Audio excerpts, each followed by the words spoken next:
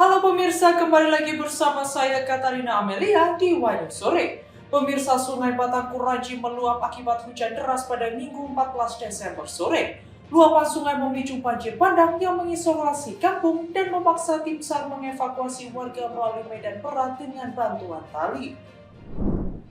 Informasi lainnya pemirsa, Direktorat Cyber Polda Jawa Barat tengah memburu seorang konten kreator bernama Adimas Firdaus atau dikenal sebagai Resbo lantaran menghina suku Sunda. Pemirsa, inilah Wajah Sore selengkapnya.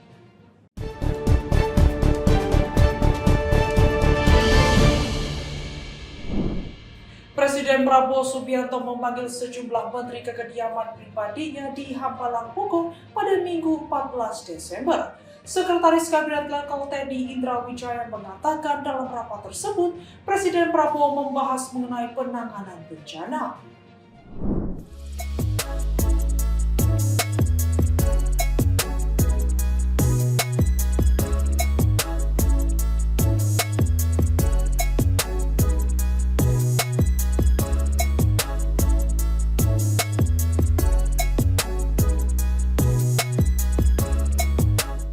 Presiden Prabowo Subianto memanggil sejumlah menteri ke kediaman pribadinya di Hambalang, Bogor, Jawa Barat pada Minggu 14 Desember.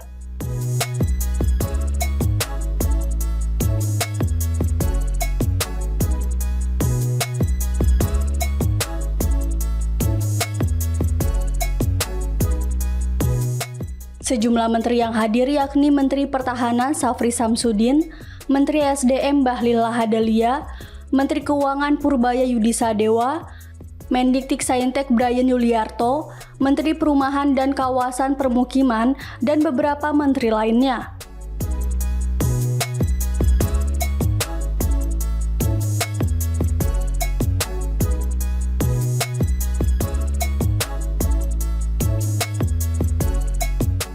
Pemanggilan ini dilakukan setelah Presiden Prabowo meninjau banjir dan longsor di Sumatera dalam beberapa hari terakhir.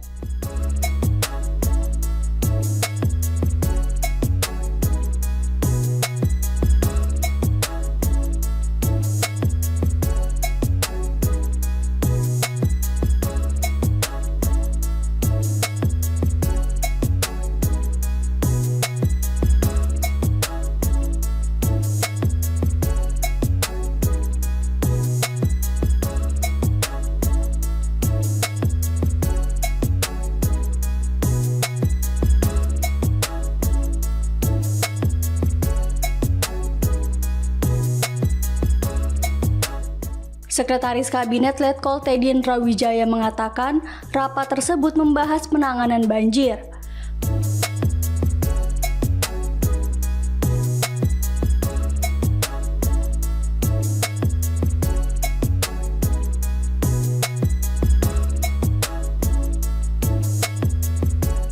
TNI mengungkapkan, Presiden Prabowo meminta agar pembangunan hunian sementara dan hunian tetap untuk seluruh warga terdampak bencana di Sumatera.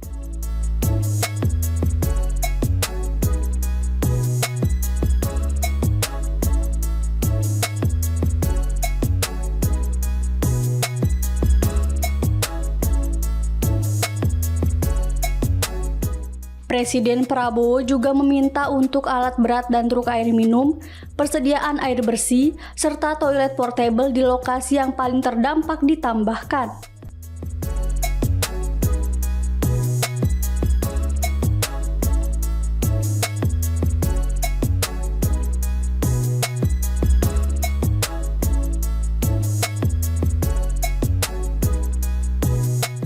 Dalam rapat tersebut, Presiden Prabowo dan para menteri juga membahas kesiapan menghadapi liburan akhir tahun. Di antaranya pemberian insentif terhadap beberapa pengurangan harga secara signifikan untuk tarif jalan tol, tiket pesawat terbang, kereta api, kapal laut, serta fasilitas publik lainnya.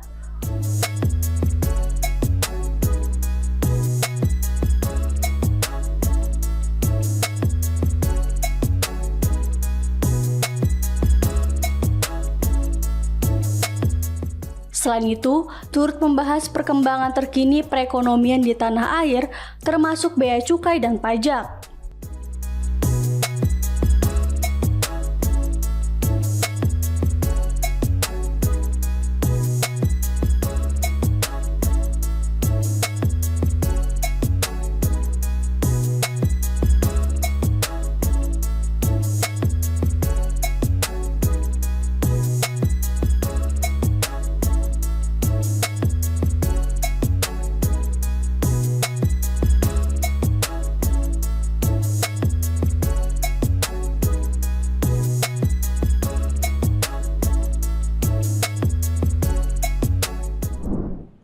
Warga Kampung Batu Busua, Kelurahan Lambuang Bukit, Kota Padang kembali dievakuasi setelah Sungai Batang Kuranci meluap mendadak akibat hujan deras pada Minggu 14 Desember sore.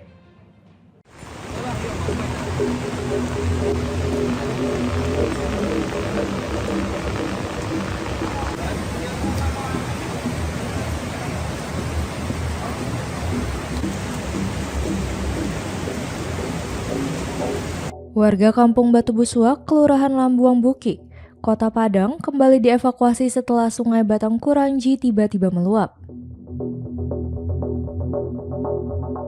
Inilah detik-detik menegangkan saat sejumlah warga Kampung Batu Busua dievakuasi dari rumah masing-masing. Sungai Batang Kuranci meluap secara tiba-tiba setelah hujan deras mengguyur kawasan tersebut sejak pukul 17.30 Minggu 14 Desember sore. Akibat banjir bandang yang mendadak, Kampung Batu Busua kembali terisolasi. Warga yang masih menghuni kampung tersebut langsung dievakuasi oleh tim SAR gabungan dengan menggunakan tali. Kuatnya arus banjir sempat menyeret beberapa warga, namun seluruhnya berhasil diselamatkan. Setelah berhasil dievakuasi dari permukiman, warga masih harus menempuh medan berat untuk keluar dari kampung. Mereka terpaksa menaiki bukit terjal dengan bantuan tali, karena jalur tersebut menjadi satu-satunya akses keluar dari Kampung Batu Busua. Luapan Sungai Batang Kuranci yang kembali terjadi untuk kesekian kalinya membuat warga yang tinggal di sepanjang aliran sungai semakin cemas. Mereka khawatir banjir bandang kembali datang sewaktu-waktu dan berharap segera direlokasi ke tempat yang lebih aman. Sedikitnya puluhan kepala keluarga masih menetap di kawasan rawan banjir tersebut. Kondisi ini mendorong pemerintah setempat untuk merencanakan relokasi warga, terutama bagi mereka yang tinggal di bantaran Sungai Batang Kuranci. Wakil Ketua DPRD Sumatera Barat, Eviandri Rajo Budiman, yang sempat terjebak banjir saat meninjau lokasi, menyatakan relokasi akan diprioritaskan bagi warga yang bermukim di pinggir Sungai Batang Kuranci di Kampung Batu Busua. Ini Batu Busua tadi siang kan masih cerah-cerahnya kan, tiba-tiba sore sudah hujan saja. Apa tidak ada rencana memang harus mengosongkan tempat ini, Pak? Memang ini bagian yang di pinggir sungai, bagian yang akan direlokasi oleh pemerintah daerah. Ya, tadi sampai siang memang tadi suasana cuaca cukup bagus, tapi setelah siang, ya apalagi di bagian hulu itu cukup kelam, ya air hujan lebat. Ya, kemudian diikuti juga di daerah bawah ini udah mulai hujan juga. Ya, itulah yang membawa debit air naik, ya sehingga meluap ke jalan. Apa antisipasinya nanti ke depannya ini kalau sudah seperti ini kejadiannya sering kali? Ya, tentu insya Allah pemerintah daerah tentu akan merelokasi ya. Kita berharap kerjasama dari masyarakat hendaknya. Ya, memang daerah yang dihuni oleh masyarakat ini ya berpotensi ya untuk dampak bencana lanjutannya. Ya, insya Allah sungai ya batang air Batu Busua ini ada beberapa alat yang dari kemarin sudah masuk, beberapa hari juga sudah masuk. Ya, itu kita coba normalkan air sungai lagi. Ya, sehingga mengantisipasi dampak lanjutan. Ya.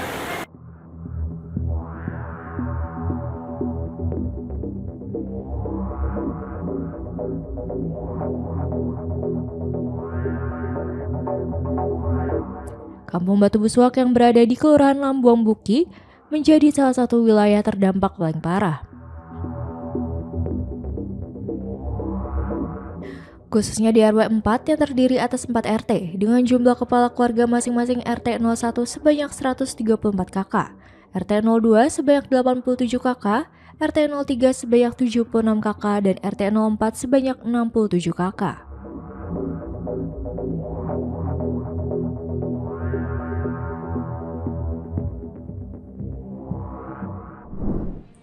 Direktorat Cyber Polda Jawa Barat tengah melakukan pengejaran terhadap seorang konten kreator bernama Adimas Firdaus atau dikenal sebagai Resbob dalam kasus dugaan pelanggaran Undang-Undang Informasi dan Transaksi Elektronik atas konten bermuatan rasis.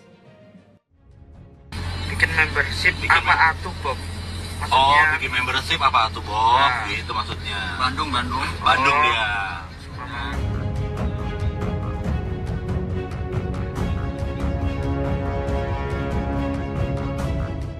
Direktorat Siber Polda Jawa Barat tengah melakukan pengejaran terhadap seorang konten kreator bernama Adimas Firdaus atau dikenal sebagai Resbob.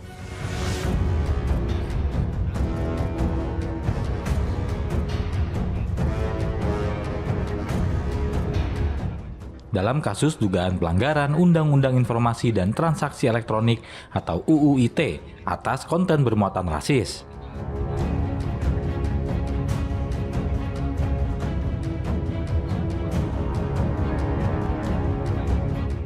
Kepolisian Polda Jawa Barat melalui Ditsiber Polda Jabar kini tengah melakukan pengejaran terhadap Resbob.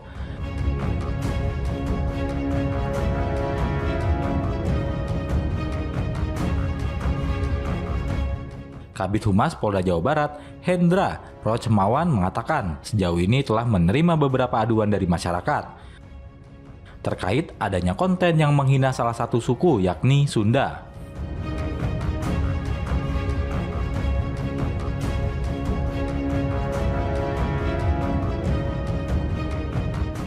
Pihaknya terus melakukan penyelidikan dan pengejaran terhadap Resbob. Namun pelaku terus berpindah-pindah lokasi, mulai dari Jakarta di rumah orang tuanya.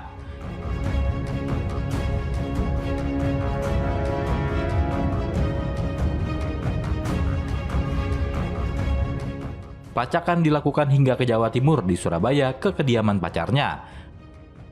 Namun tidak ada dan terus dilakukan pengejaran kembali ke Jawa Tengah. Namun belum didapati dan saat ini Resbob masih terus diburu.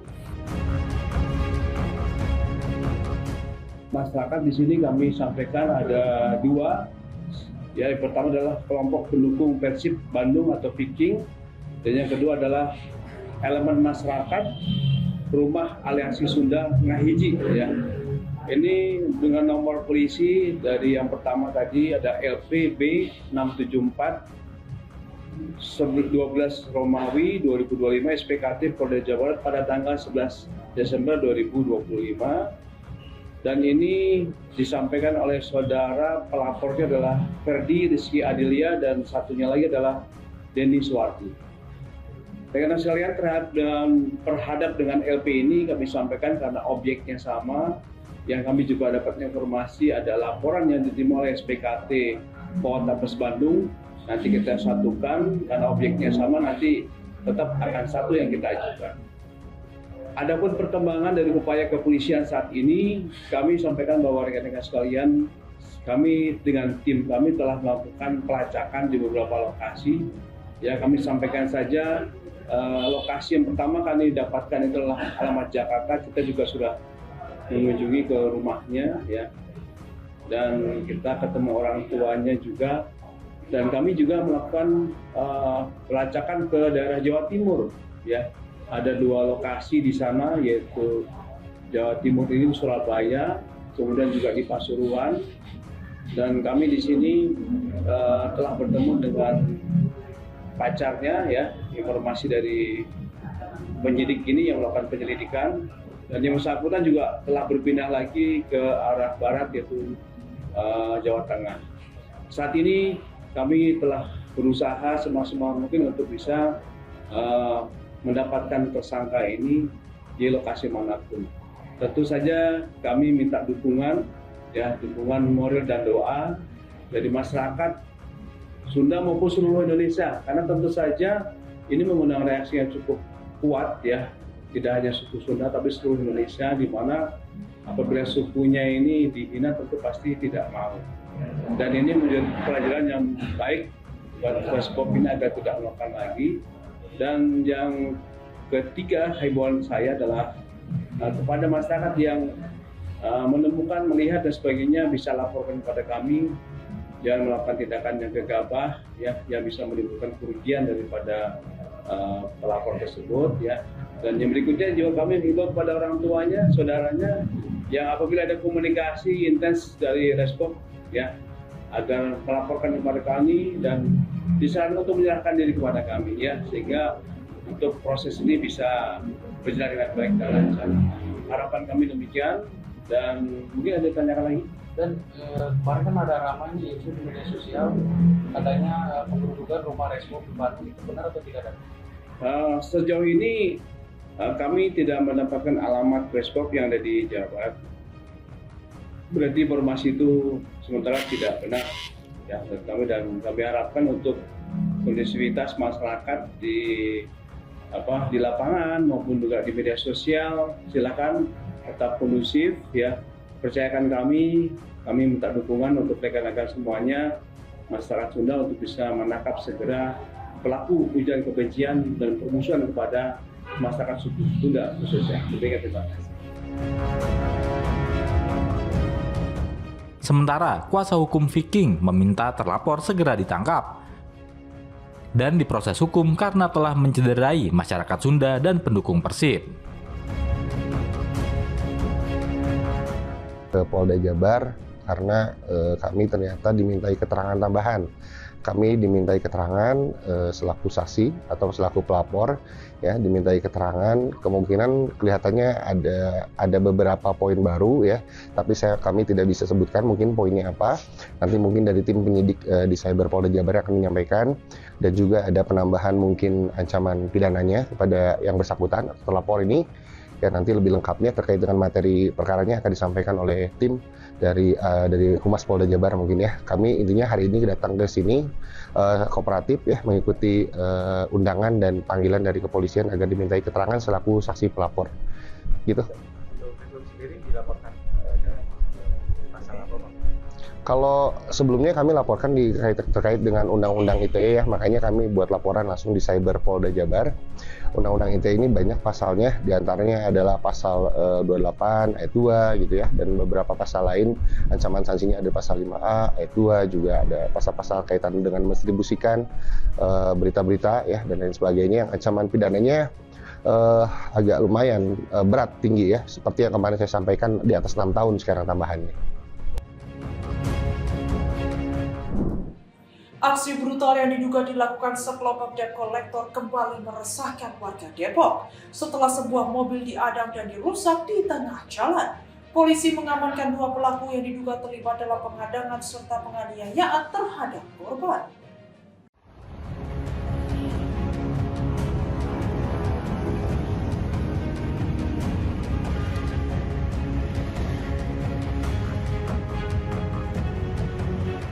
Aksi diduga debt collector atau dikenal sebagai mata elang kembali meresahkan warga Depok. Dalam peristiwa tersebut, sekitar 11 orang yang diduga mata elang mengadang mobil korban secara paksa. Tidak hanya memepet kendaraan, para pelaku juga merusak mobil korban hingga situasi di lokasi kejadian menjadi tegang dan mencekam. Mobil yang ditumpangi korban tidak dapat menghindar karena dikepung para pelaku di tengah arus lalu lintas yang ramai. Aksi para pelaku semakin brutal ketika korban mengalami kekerasan fisik. Salah satu pelaku memukul wajah korban hingga memicu emosi dan nyaris menimbulkan keributan yang lebih besar di lokasi kejadian. Tak berselang lama, polisi berhasil mengamankan 2 orang pelaku yang diduga menjadi aktor utama aksi pengadangan dan penganiayaan tersebut. Keduanya diketahui berprofesi sebagai debt collector dan berinisial BE serta DP. Diketahui, pengendara mobil bukanlah pemilik kendaraan, melainkan rekan pemilik mobil yang saat itu meminjam kendaraan tersebut. Untuk berpergian bersama keluarganya, termasuk sang istri yang tengah hamil.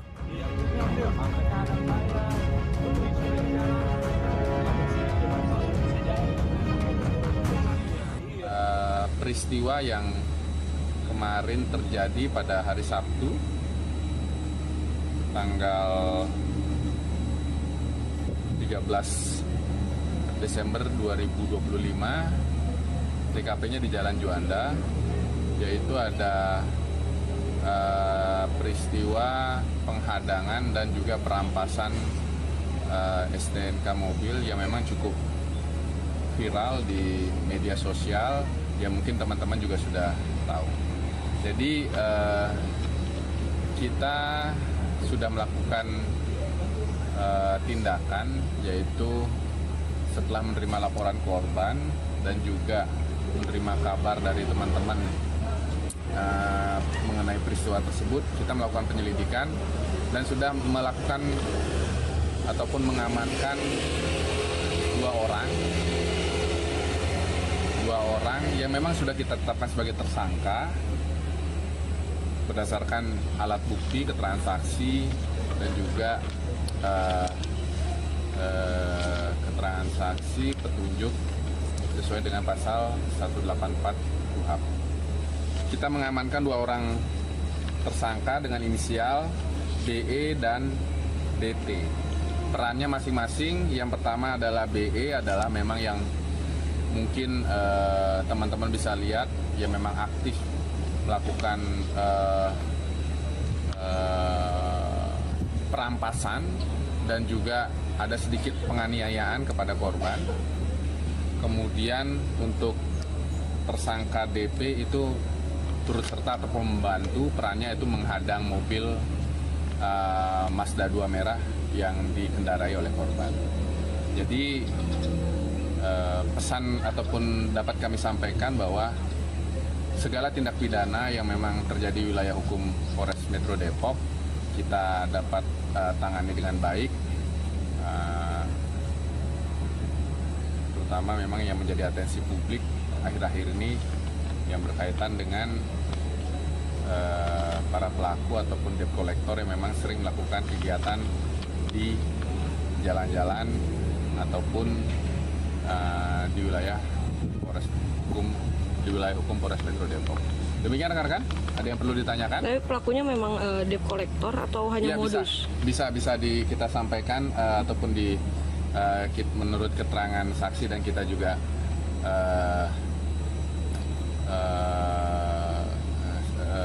kita sudah melakukan penyelidikan bahwa yang bersangkutan memang bekerja ataupun memang sebagai debt collector. Tapi mobil itu memang menunggak atau? Jadi begini, untuk status ataupun mobil yang dikendarai oleh korban ya, jadi dapat kami ceritakan terlebih dahulu bahwa yang mengendarai mobil ini adalah teman dari yang melakukan ataupun yang memiliki mobil tersebut sesuai dengan STNK. Ya, jadi si teman ini meminjam mobil dengan membawa keluarganya yang kebetulan juga istrinya yang hamil besar. Jadi yang bersangkutan yang mengendarai mobil ini bukan pemilik aslinya. Ya. Kemudian setelah kita telusuri bahwa status dari mobil ini memang masih melakukan angsuran ya.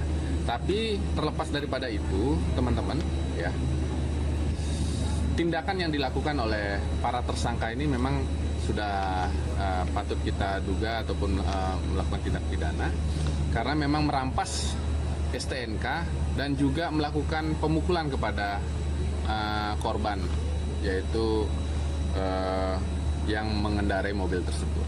Jadi apapun itu kita juga lakukan tindakan tegas dengan melakukan mengamankan korban dan juga dari pihak terlapor atau tersangka.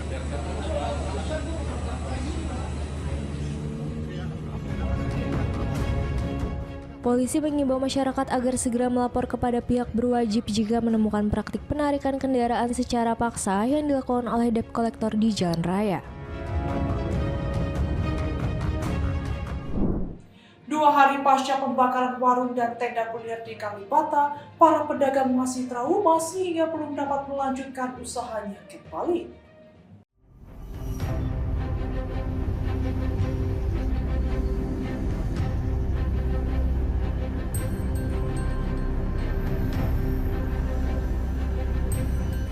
Beginilah suasana 2 hari pasca peristiwa pembakaran puluhan lapak tenda dan warung makan oleh sekelompok orang di Kalibata, Pancoran, Jakarta Selatan. Usai insiden berdarah tersebut, para pedagang terlihat tetap menjaga warung usahanya.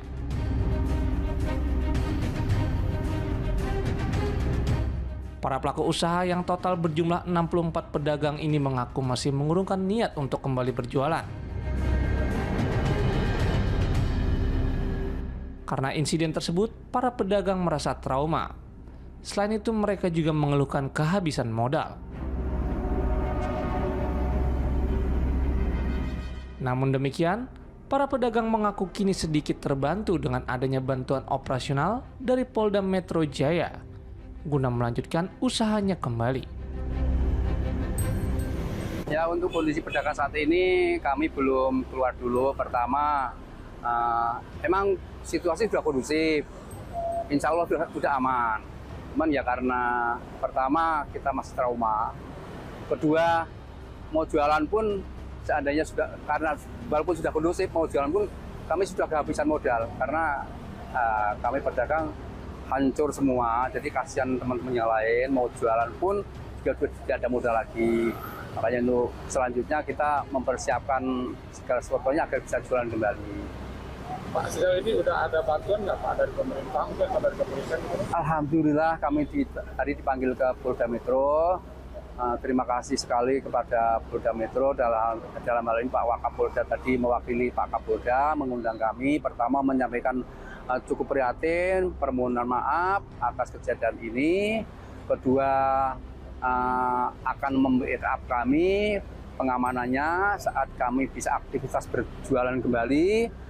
Ketika alhamdulillah beliau menyampaikan bantuan, seberapapun bantuan kami terima itu wujud rasa simpati beliau kepada kami. Alhamdulillah kami ucapkan banyak terima kasih atas bantuan dan pengertian beliau kepada kami. Kami akan bagikan adil sesuai dengan porsinya masing-masing karena tingkat kerusakannya berbeda-beda. Adil bukan berarti sama rata 5 juta semua, tapi sesuai tingkat kerusakannya seperti itu. Pak, total pedagang di sini yang terdampak ada berapa sih? Kalau pedagang di sini bagi dua paguyuban. Yang satu pedagang tenda itu bongkar pasang seperti saya, itu ada 42 pedagang, sedangkan yang permanen itu ada 22 pedagang bisa lebih. Untuk kiosnya berapa banyak Pak? Untuk kiosnya kami ada 64 tenda, tapi ada ditempatin oleh 40 pedagang. Kapan Pak rencana mau kembali? Kalau untuk aktivitas kembali, alhamdulillah sudah aman, sudah kondusif. Tapi kita nunggu nyaman saja pertama. Kedua, nunggu modal dulu karena walaupun sudah dibagikan modal bantuan modal dari alhamdulillah dari Pak Kapolda. Kami juga belum bisa membagikan karena ini harus transparan sekali pembagiannya ini. Saya data ulang pemilik warung ini, nama, alamat, nama dagangannya, nomor telepon dan fotokopi KTP akan kami lampirkan nanti sebagai pertanggungjawaban kami bahwa uang itu sampai ke tangan teman-teman saudara semua. Ya, biar nggak salah sasaran apa ya? Biar nggak salah sasaran. Kerugiannya berapa sih kemarin Pak? Kerugian kalkulasi, saya nggak kalkulasi secara keseluruhan totalnya. Ada yang sampai 250 juta, ada yang hanya 700.000, itu masing-masing berbeda.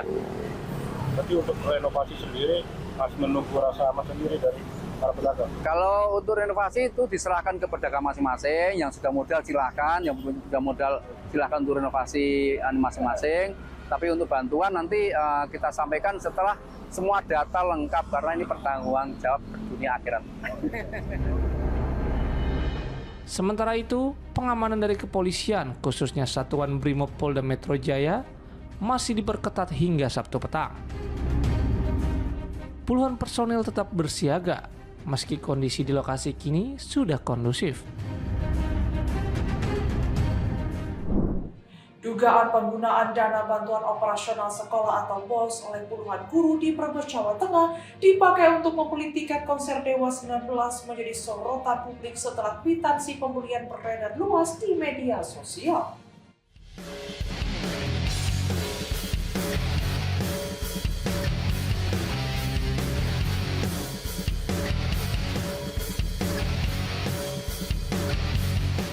Viral di media sosial, para guru dari puluhan sekolah di Brebes, Jawa Tengah diduga membeli tiket konser Dewa 19 menggunakan dana BOS.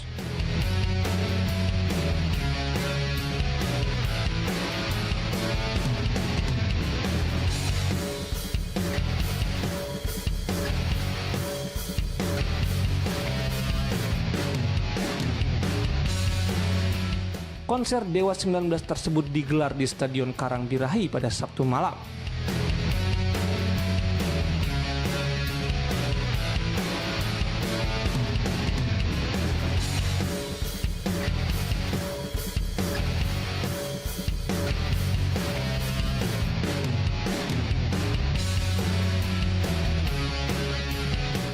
Bahkan, kwitansi pembelian tiket yang diduga menggunakan dana BOS beredar luas di media sosial dan sejumlah pemberitaan online, sehingga menuai kecaman dari masyarakat.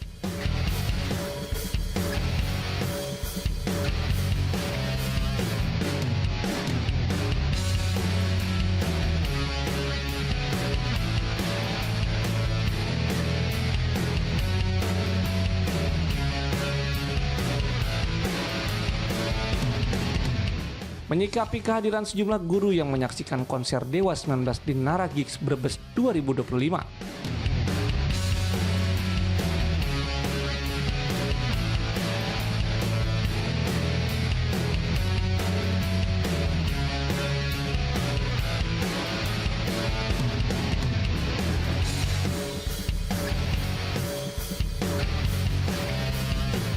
Dinas Pendidikan, Pemuda dan Olahraga atau Dindikpora Brebes menyatakan hanya mengimbau para guru untuk menonton konser secara pribadi dan tidak menggunakan dana BOS.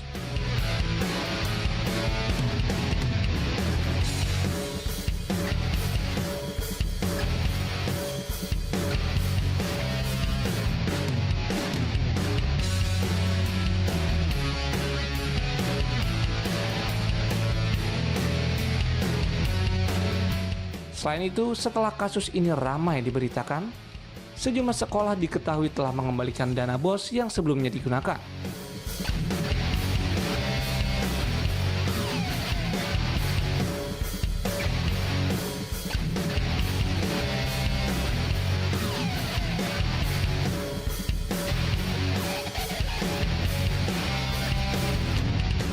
Dindikpora Brebes juga menegaskan akan memberikan sanksi tegas apabila masih ditemukan sekolah yang menggunakan dana BOS tidak sesuai peruntukannya.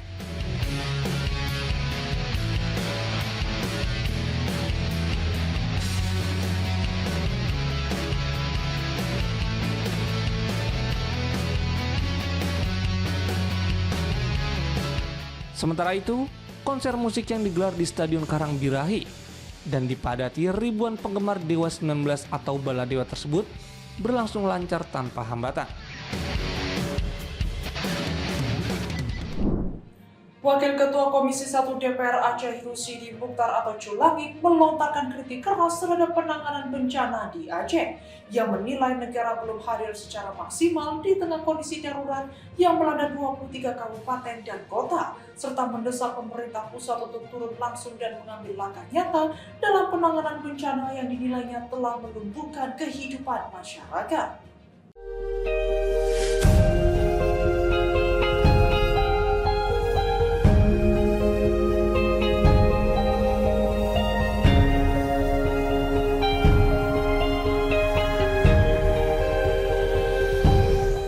Wakil Ketua Komisi 1 DPR Aceh, Rusidi Mukhtar atau Culangit, menyampaikan kritik pedas.